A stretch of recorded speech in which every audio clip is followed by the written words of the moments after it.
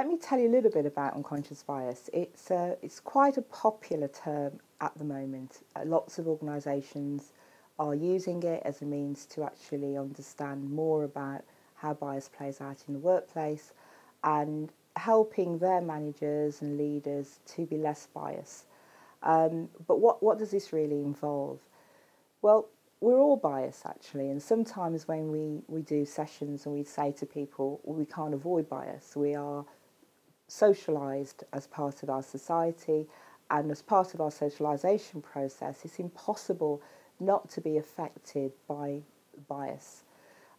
That's quite a reassuring thing, because it's good to know that this isn't just about me, everybody has bias.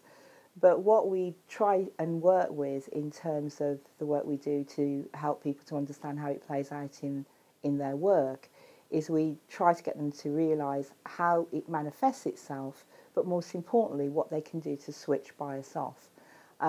It's not a magic bullet, so knowing that you are biased and everybody else is biased doesn't necessarily help you to do anything unless you can understand how you are biased, because there are different forms of bias, so there are different ways of being biased. So that's something that we go through in our sessions. And then we also get to the point where we look at the most challenging thing, which is how do you actually switch bias off. Now that's potentially where honesty and integrity come into play.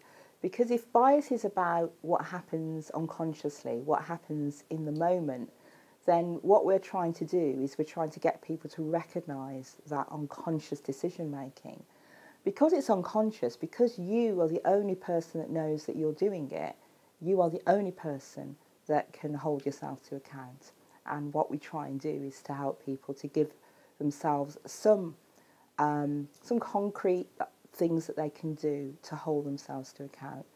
But again, not a magic bullet. And what we found is that we've had some good results. So people understand that processes and procedures are not a substitute for what happens in your head, really.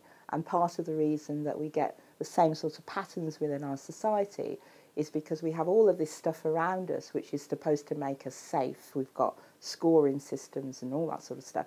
But that does not take away what happens in the moment.